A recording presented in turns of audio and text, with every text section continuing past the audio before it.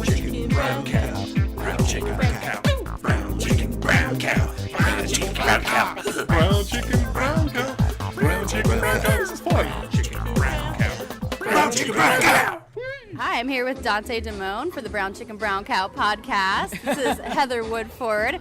And I'm here with Dante Demoan tonight, beautiful, sexy performer for the Rebel Kings of Oakland. Oh, stop. Yeah, right. You don't want me to stop. Stop is not Dante's safe word. No, it is not. It is definitely not my safe word. Okay, so tell me a little bit about how you got into being a drag performer. A friend of mine was in from out of town a little over 10 years ago now, and I hadn't seen them in a long time, and I was like, what do you want to do? Like, wherever you want to go, I was going to see you. So they're like, oh, I hear there's a drag show at the Whitehorse. I'm like, oh, the Whitehorse. Like, I haven't been there since I used to sneak in there, you know? Like, and they're like, no, I hear it's really good. I was like, okay, like, that sounds fine. So we show up, and we get seats, which is weird now, and I'm watching all these, like, hilarious, wonderful folks, like, dance around and fake mustaches and all, and I'm just like, oh, this is great. Like, and two things were the most enticing for me. One, somebody did a Weird Al number. And nice. that was like, yes. And then do you remember what the song was?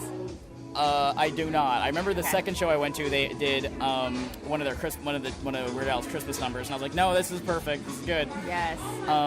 But then also they had someone come out, not on the stage, but on the bar, which we're not allowed to do anymore. And they were doing Bjork, and they did it in like the tank girl covered in silver theme to it. And I was like, I know that person, and it turns out they were a friend of a friend from way back in the day, and they caught me after the show and was like, oh, yeah, I've been doing this for 6 months and it's really awesome. And I was like, okay. They came back the next show. It's a whole secret world, huh? Exactly. I was like, yeah, okay. You kind of got to get invited. Yeah. And I was like, yeah. So I came back for the show. Back then they were every week. So wow. The following week I came back, and it was their holiday show, which was huge and amazing. And after the show, I talked to the host at the time, and he was like, yeah, you should think about doing this. And I was like, I don't know, because I used to do stand-up, but I still have lots of stage fright. Mm-hmm. And they're like, well, show up and either perform or don't, but you're open, and we'll help you pick out everything and do everything. And I was like, oh, okay.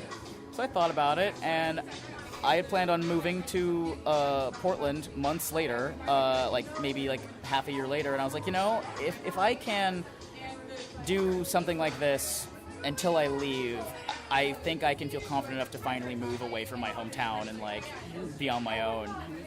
And so I was like, okay, so I made a challenge for myself, and I got in it, and apparently never fucking left, because it'll be my 10-year anniversary in January. Wow. And Congratulations. That's pretty exciting. Yeah. Is that the longest amount of time you've ever committed to anything? No, I'm just kidding. Pretty much. I mean, Dante doesn't make commitments, ladies. Ladies.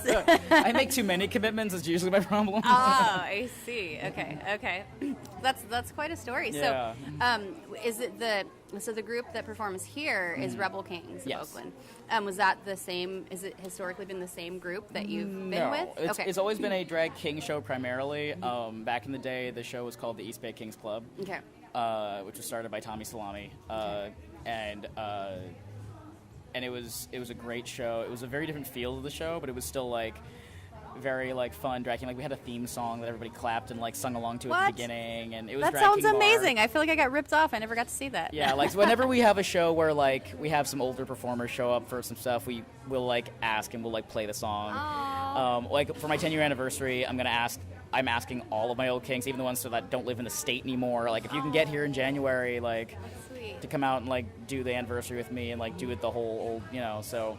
I can't wait to come to that. Yeah, so it was a very different but similar show, and it was run kind of differently. Back then, Tommy was in charge of everything, and we had a vice president too, but we we had meetings, but we really was just sort of like, these are the shows we have coming up, and it was like, that was it. It's like, so, like, it wasn't as collaborative as it is now. Now okay, it's like, yeah, tell me more about that. Like, what's the culture like behind the scenes?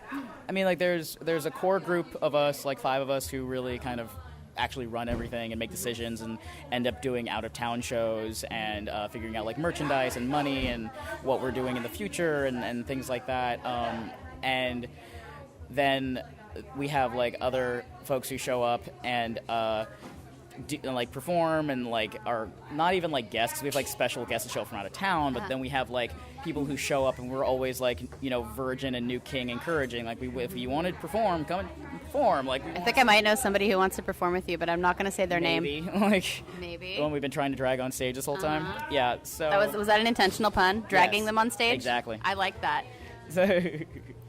But so yeah, we actually all get along. Like, when we actually have a meeting and we end the meeting and we can all actually hang out for more than half an hour afterwards, we actually have a good time. We're like, oh right, we like What each a other. concept, I forgot. right?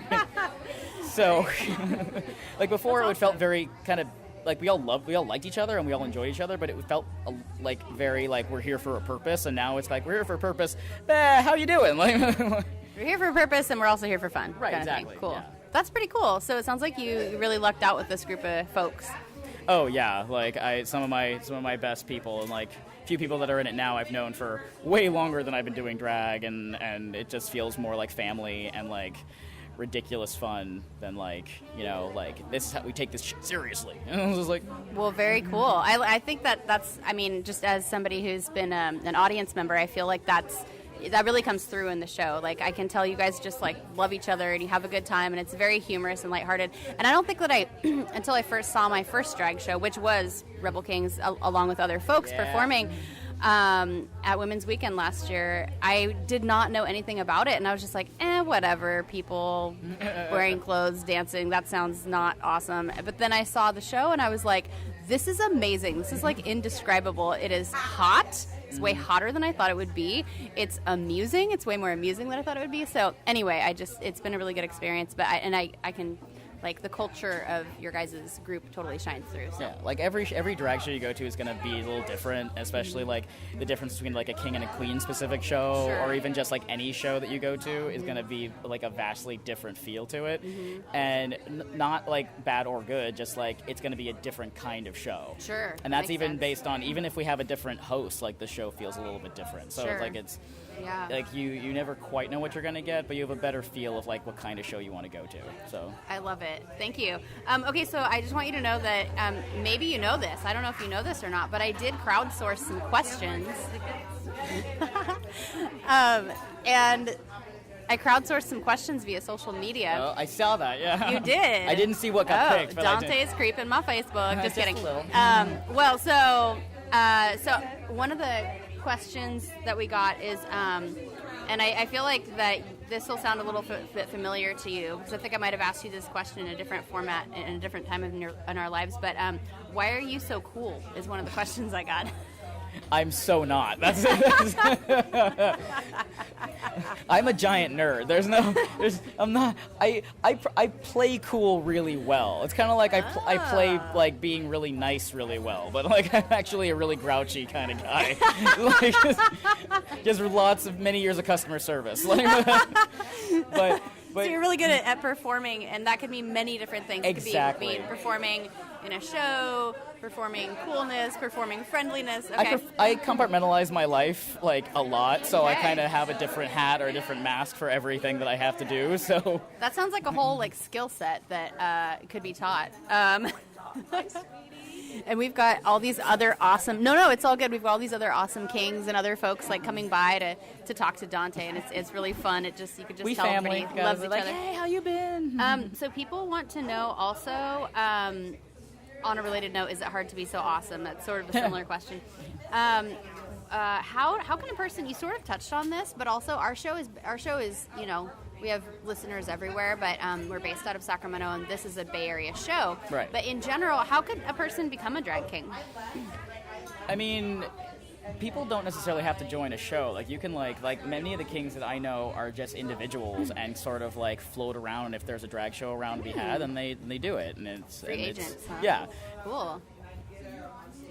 and it's always fun because then they show up and they're like, okay, and they really see the differences more than we do, because we're stuck at the same show all the time. Like we always like you have a routine and a feel for it, and then people show up and they're like, this is so different, or like, cool. like you'd really like this other show in this other place, and so that's always really fun. But like, yeah, like the things I always say are the things you have to have down before you show up here.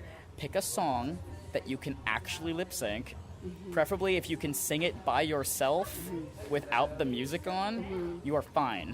Because of tech problems, or just because of like you have to just be that into it? Because doing drag is about the performing gender, so like getting down whatever that means to you for that performance and taking that seriously and like being in it, but also know the words, because yes, your performance is important, but maybe like you're not singing. So what you're doing is performing with your mouth. Like you have to make sure that you are doing what you're supposed to be doing and enunciating.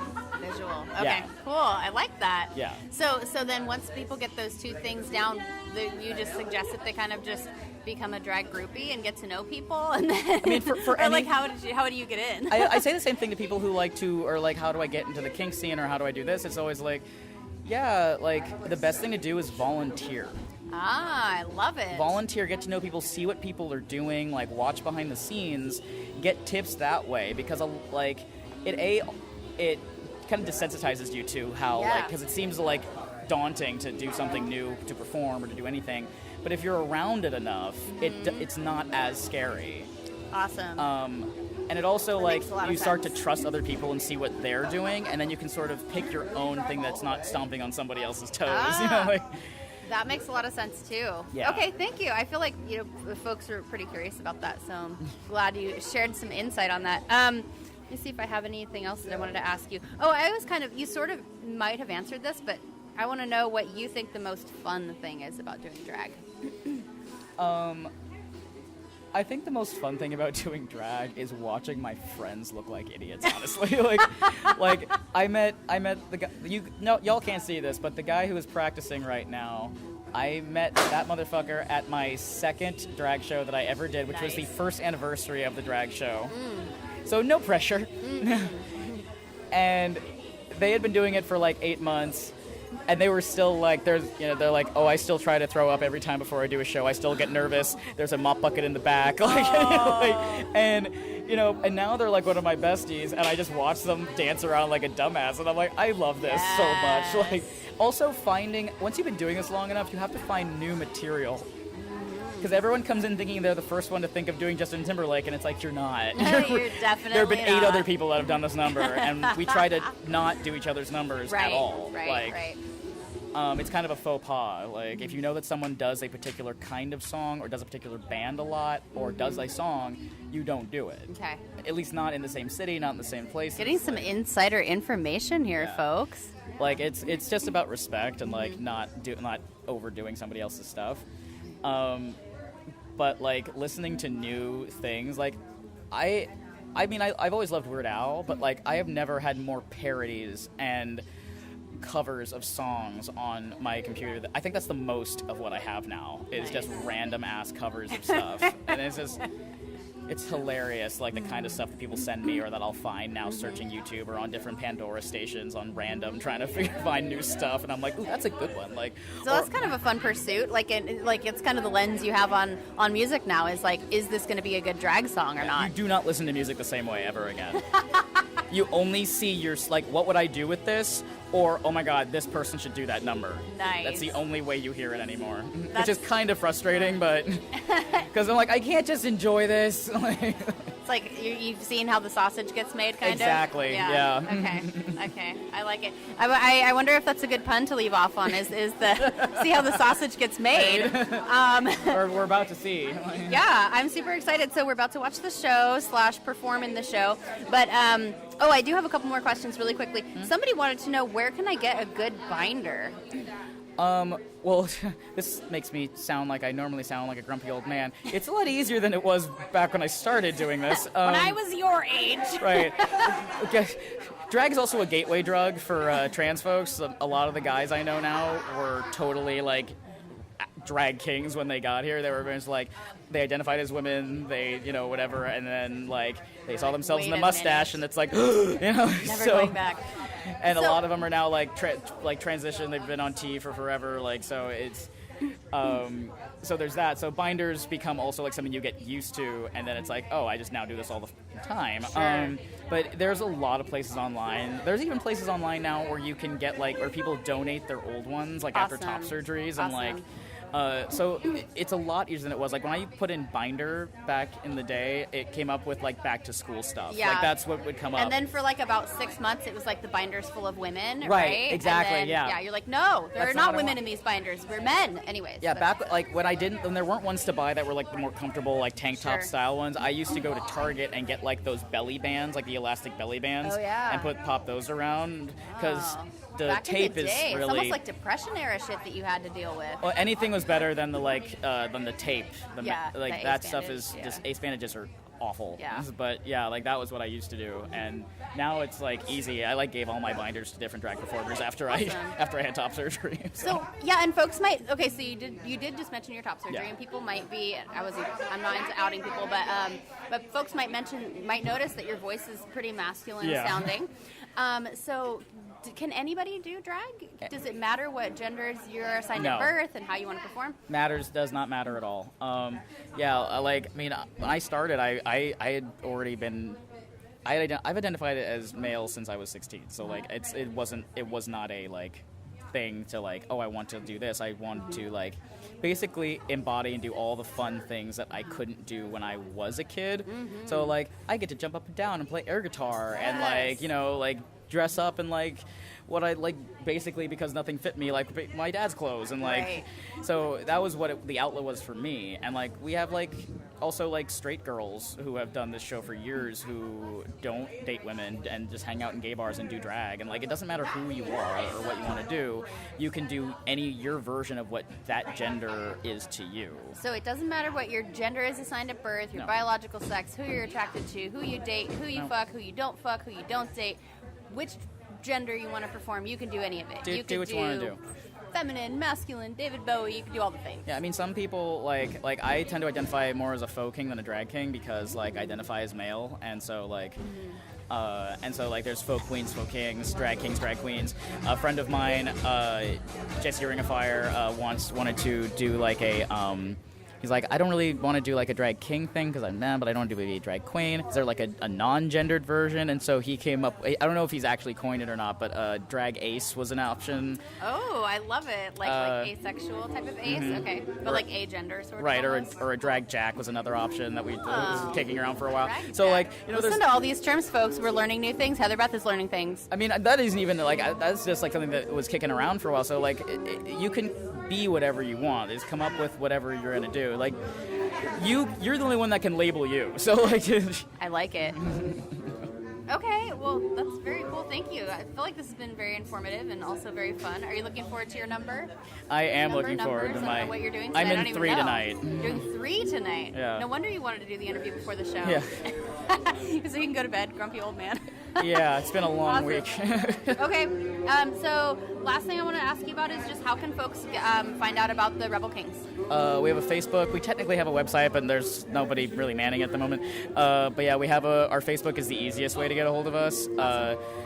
And so, like, yeah, just find, like, the Rebel Kings or Rebel Kings Oakland on Facebook, and we're right there. Rebel Kings of Oakland on Facebook, folks. You heard it here. All right, Dante, can't wait for you to make me Demoan. Never heard that one before. Never heard it. By the way, there are no puns in drag at all. None, ever. No. This is our sarcastic face. Never. All right, thank you so much. All right. Have a good show. Thanks for having me. Yes, break a leg.